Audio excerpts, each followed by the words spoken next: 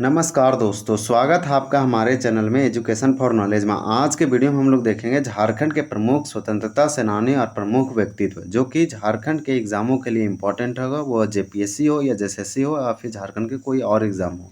यहाँ से क्वेश्चन पूछे जाते हैं झारखंड के प्रमुख व्यक्तित्व से। तो आज हमारा वीडियो में यानी आज के वीडियो में जो प्रमुख व्यक्तित्व हैं वो कार्तिक उरांव हैं। यानी हम लोग आज कार्तिक उरांव के बारे में देखेंगे, इनके जीवनी, इनके बायोग्राफी के बारे में समझेंगे ये किस प्रकार से एक महत्वपूर्ण व्यक्ति हैं यानी प्रमुख व्यक्ति हैं झारखंड के लिए। ये Jharkhand one liner fact chapter wise दिया गया है जो कि रिवीजन और क्विक रिवीजन, रैपिड रिवीजन के लिए इंपॉर्टेंट होगा। तो चलिए हम लोग इसको समराइज या रिमेंबर करने की कोशिश करते हैं। पहला पॉइंट दिया गया है कार्तिक उरांव से संबंधित। आपको बता दें कार्तिक उरांव हाल ही में झारखंड में बहुत ज़्यादा चर्चित थे, क्योंकि जब सिमरटोली फ्लाईओवर का उद्घाटन किया गया मुख्यमंत्री, झारखंड के मुख्यमंत्री हेमंत सोरेन के द्वारा, तो यही सिमरटोली फ्लाईओवर का नाम जो था चेंज किया गया और नाम रखा गया था यही कार्तिक उरांव के नाम पर। यानी आप बोल सकते हैं कार्तिक उरांव सिमरटोली फ्लाईओवर, इस प्रकार से इसका नाम जब रखा गया था तो बहुत ही ज़्यादा ये बहुत ही न्यूज़ में था और चर्चित में था ये व्यक्ति, क्योंकि इस व्यक्ति को सम्मानित करने के लिए, सम्मान देने के लिए इस फ्लाईओवर का नाम दिया गया था, जो कि एक बहुत ही बड़ा उपलब्धि था। तो झारखंड के प्रखर नेता कार्तिक उरांव का जन्म 29 अक्टूबर 1924 में हुआ था। एक मोस्ट इंपॉर्टेंट है, ये बायोग्राफी दे रखा है कि इनका जन्म कब हुआ। इसी प्रकार से नेक्स्ट फैक्ट में दिया गया है, आप देख पा रहे हैं कि कार्तिक उरांव का जन्म लीटा टोली गुमला में हुआ था। तो कार्तिक उरांव का जन्म लीटा टोली गुमला में हुआ था और कार्तिक उरांव के पिता का नाम था जबरा उरांव था। तो हम लोग ये देखें कि कार्तिक उरांव का जो जन्म हुआ वो गुमला जिला में हुआ, लीटा टोली में, और कार्तिक उरांव के पिता का नाम जबरा उरांव था। कार्तिक उरांव गुमला उच्च विद्यालय से, जब गुमला में इनका जन्म हुआ तो गुमला उच्च विद्यालय से मैट्रिक पास किए 1924 में। तो ये बताया गया है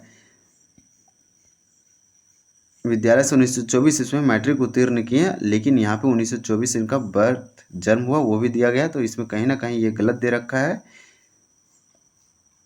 तो यहाँ पे क्या हो जाएगा, यहाँ राइट आंसर हो जाएगा 1942, क्योंकि इनका जन्म तो 1924 में हुआ और फिर बताया जा रहा है कि गुमला उच्च विद्यालय से कार्तिक उरांव का जो जो मैट्रिक पास किया 1942 ये 24 में किए, ये गलत है। 1924 में इनका जन्म हुआ, 1942 में हुआ, तो इसको आप करेक्शन कर ले। 1942 में इनका जो है मैट्रिक उत्तीर्ण किए और 1924 में ये जन्म हुए।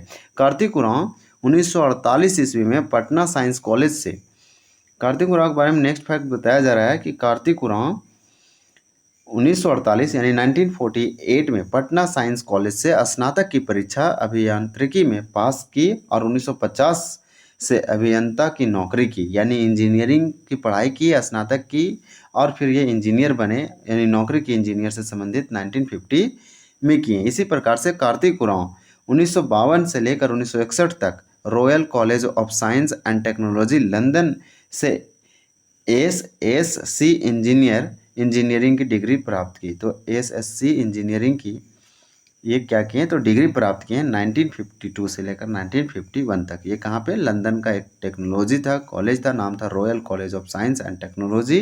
कार्तिक उरांव विश्व के सबसे बड़े परमाणु विद्युत संयंत्र है।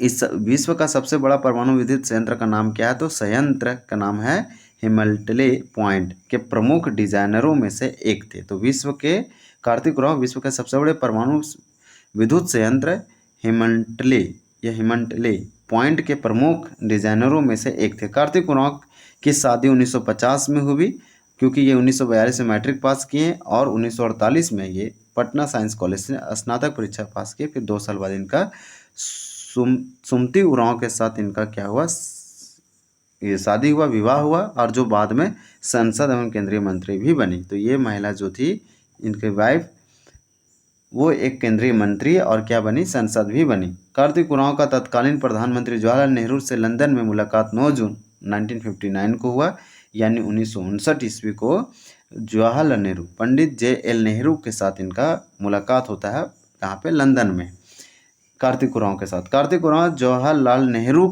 के निमंत्रण पर विदेश की महत्वपूर्ण नौकरी छोड़कर भारत लौट आए थे। तो जब इनका मुलाकात हुआ 9 जून 1959 को भारत के प्रधानमंत्री पंडित जवाहरलाल नेहरू के साथ लंदन में, तो वो आग्रह करते हैं कि आप हमारे ही नौकरी में क्यों नहीं करते, आपके पास तो बहुत टैलेंट है, ऐसे कुछ आप बोल सकते हैं।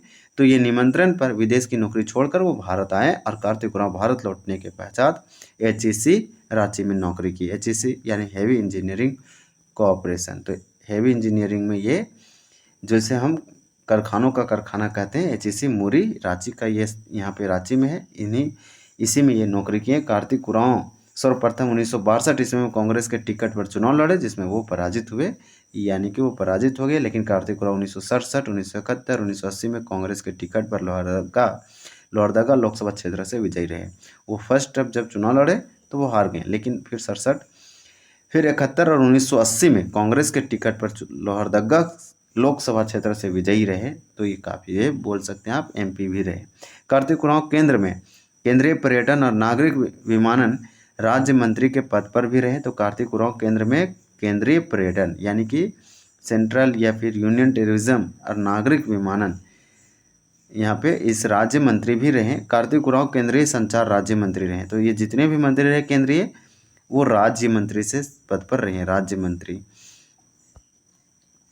तो केंद्रीय संचार राज्य मंत्री हैं कार्तिक उरांव। गुमला के बिशुनपुर विधानसभा क्षेत्र के विधायक और बिहार सरकार में मंत्री भी बने। तो बिहार सरकार में मंत्री बने, जबकि ये बिशुनपुर विधानसभा क्षेत्र से विधायक भी बने। कार्तिक उरांव के नेतृत्व में अखिल भारतीय आदिवासी विकास परिषद की स्थापना किया गया 1968 में, यानी 1968 में कार्तिक उरांव के नेतृत्व में या कार्तिक उरांव के द्वारा अखिल भारतीय आदिवासी विकास परिषद का स्थापना किया गया। कार्तिक उरांव का निधन 8 दिसंबर 1981 में हुआ, जो कि इम्पोर्टेंट कार्तिक उरांव के बारे में दिया गया। इतना फैक्ट आपको समझ में आना चाहिए, याद होना चाहिए, क्योंकि इसके से संबंधित पूछा जाएगा। ये व्यक्ति बहुत चर्चित में थे। तो फ्लाईओवर सिमरटोली फ्लाईओवर का नामकरण इनके नाम पर किया गया है, ये एक इम्पॉर्टेंट फैक्ट है। यह वीडियो अगर आपको अच्छा लगा तो हमारे चैनल को जरूर सब्सक्राइब करें। Thank you for watching this video. हम लोग मिलते हैं अगले वीडियो में, तब तक के लिए धन्यवाद। जय हिंद।